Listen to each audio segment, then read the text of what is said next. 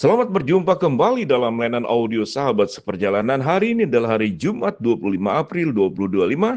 Tema renungan saat teduh kita dengan judul Semuanya Menjadi Indah.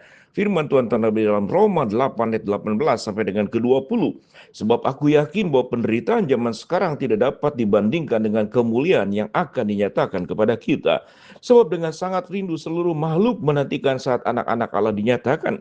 Karena seluruh makhluk telah ditaklukkan kepada kesia-siaan, bukan oleh kehendaknya sendiri, tetapi oleh kehendak Dia yang telah melakukannya. Mari kita berdoa. Bapa yang di dalam surga, biarlah kami punya iman dan pengharapan bahwa semuanya akan menjadi indah sesuai dengan kebenaran firman Tuhan. Dalam nama Tuhan Yesus kami berdoa. Amin. Shalom sahabat seperjalanan yang dikasihi Tuhan. Semuanya akan menjadi indah adalah sebuah sikap optimis yang tidak dibuat-buat. Tapi ini adalah sikap optimis, pengharapan yang sesuai dengan kebenaran firman Allah. Semuanya itu akan jadi indah. Tentu kita tidak berbeda dengan para motivator-motivator yang umumnya hanya menghasilkan sebuah pemahaman positive thinking ke depan bahwa semuanya akan menjadi indah. Akan jadi indah atau tidak indah mungkin bukan menjadi masalah, tapi sikap optimis itu menjadi utama. Tetapi kalau di dalam Tuhan, sikap optimis itu dengan sebuah kepastian bahwa nantinya akan menjadi indah, bukan kemudian semoga menjadi indah. Di dalam firman Tuhan yang penuh dengan kepastian tidak ada yang namanya kata semoga. Karena semoga itu adalah kemungkinan. Bisa tercapai ataupun tidak tercapai. Bisa berhasil atau tidak berhasil. Bisa sukses atau tidak bisa sukses atau gagal. Tetapi kalau kepastian itu pasti berhasil, pasti sukses, pasti indah, dan pasti mencapai kepada tujuan. Itu yang disebut dengan pengharapan di dalam Tuhan. Waktu kita membaca dalam kitab Roma pasal ke-8 ayat 18 seterusnya, maka di sini dikatakan sebab aku yakin bahwa penderitaan zaman sekarang ini tidak dapat dibandingkan dengan kemuliaan yang akan dinyatakan kepada kita. Apa yang dimaksud dengan penderitaan zaman sekarang ini? Secara teologis kita paham dan tahu bahwa penderitaan disebabkan oleh setelah manusia jatuh dalam dosa. Penderitaan disebabkan karena manusia memilih jalan yang keliru, jalan yang salah, jalan yang sesat. Sama seperti anak yang hilang, memilih meninggalkan rumah bapa, masuk ke dalam kesenangan sementara, akhirnya jatuh ke dalam kesengsaraan, kemiskinan. Itu memberikan sebuah gambaran bahwa kesengsaraan, kemiskinan, penderitaan. Jatuh miskin itu artinya tidak memiliki apa-apa. Dan jatuh miskin itu berbicara tentang penderitaan. Tidak hanya bersifat kemiskinan itu, tidak punya uang, lapar makan, tapi artinya penderitaan segala sesuatunya sampai kemudian kematian kekal. Itu adalah kemiskinan. Kemiskinan artinya tidak ada lagi hal yang indah di dalam hidup orang yang bersangkutan. Semua yang indah itu hilang. Itu arti daripada penderitaan. Dan firman Tuhan berkata penderitaan zaman sekarang ini tidak dapat dibandingkan dengan kemuliaan yang akan dinyatakan kepada kita. Kalau saat ini kita mengalami penderitaan, kalau saat ini kita mengalami kesusahan, kalau saat ini kita mengalami berbagai macam problem hidup, janji firman Tuhan itu dikatakan tidak dapat dibandingkan dengan kemuliaan yang akan dinyatakan kepada kita. Artinya itu pasti akan dinyatakan suatu hari nanti. Saat ini kita masih bergumul dengan penderitaan.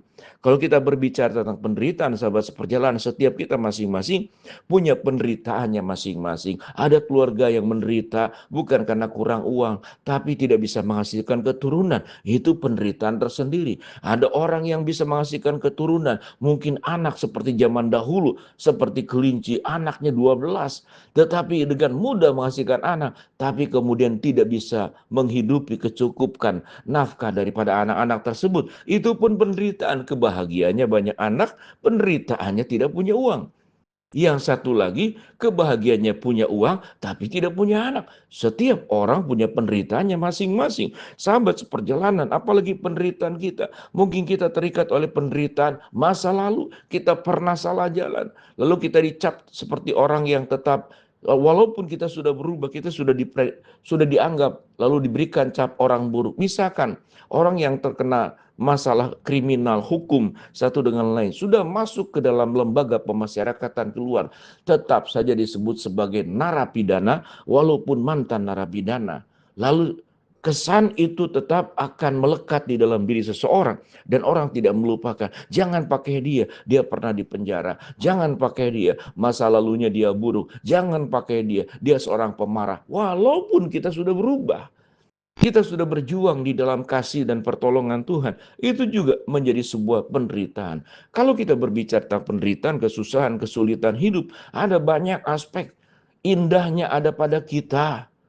Tetapi itu menjadi penderitaan buat orang lain. Tetapi penderitaan kita mungkin di orang lain tidak terjadi. Setiap kita punya warna kehidupan masing-masing, setiap kita punya lika-lika hidupnya masing-masing, setiap kita punya cerita dan juga sejarah hidupnya masing-masing. Setiap orang punya keindahannya, setiap orang punya kesusahan kalau hidup di dalam dunia ini.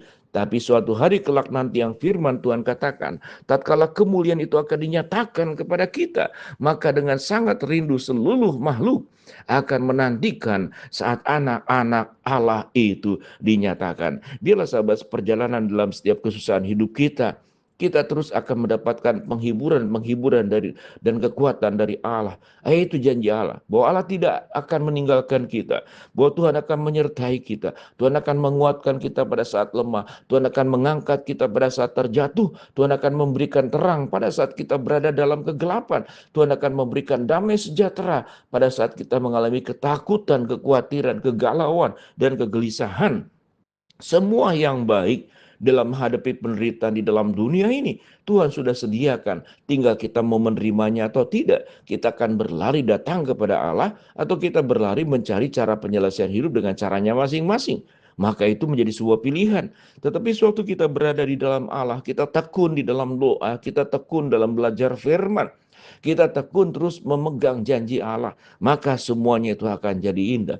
Apa yang dikatakan firman Tuhan, semuanya satu hari kelak nanti akan jadi indah. Keindahan itu pun juga bisa kita nikmati saat sekarang. Bukan berarti saat ini menderita, maka totally seluruhnya penderitaan, maka semuanya buruk, semuanya gelap. Tidak demikian. Karena kegelapan, keburukan, penderitaan, kesusahan seringkali bukan esensi penderitaan itu. Tetapi seringkali karena cara berpikir kita, hati kita yang penuh dengan kegelisahan, ketakutan, patah semangat, patah arang, tidak punya harapan, atau dengan kata lain tidak mempercayai Allah sebagai sumber yang memberikan keindahan yang sempurna nanti. Tapi saat sekarang kita masih bergumul dengan dosa, masih hidup di dalam dunia ini, yang firman Tuhan katakan dengan sangat rindu seluruh makhluk, nah suatu hari nanti akan menantikan bahwa saat anak-anak Allah itu akan dinyatakan. Biar hidup kita sahabat perjalanan dipenuhi dengan kasih Allah, dipenuhi dengan memegang janji Allah, bahwa semuanya itu akan jadi indah. Setiap orang punya kesusahan, setiap orang punya cerita, setiap orang ada sisi bahagia, setiap orang ada sisi kemudian juga duka citanya. Itulah paket kehidupan, tapi paket yang lengkap akan kita terima satu hari kelak nanti sewaktu kita bertemu dengan Tuhan nanti. Saat ini mungkin paketnya tidak lengkap karena ada di dalam dunia yang berdosa. Percayalah, semuanya akan jadi indah. Tetap tersenyum, tetap bersyukur, tetap berdiri tegak, tetap memegang kebenaran firman Allah. Tuhan tidak akan meninggalkan engkau. Tuhan akan senantiasa ada bersama dengan engkau. Tuhan akan memimpin engkau menjadi para pemenang-pemenang. Semuanya akan menjadi indah. Mari kita berdoa. Bapa dalam surga, mau berdoa buat sahabat seperjalanan yang sakit, Tuhan yang sembuhkan. Sahabat seperjalanan yang sedang menghadapi masalah, Tuhan bukakan jalan. Sahabat seperjalanan yang sedang berdoa mengharapkan sesuatu, Tuhan kabulkan dengan cara dan waktu Tuhan yang terbaik. Kami beriman, kami percaya semuanya di dalam Tuhan akan menjadi indah. Di dalam nama Tuhan Yesus Kristus kami berdoa. Amin.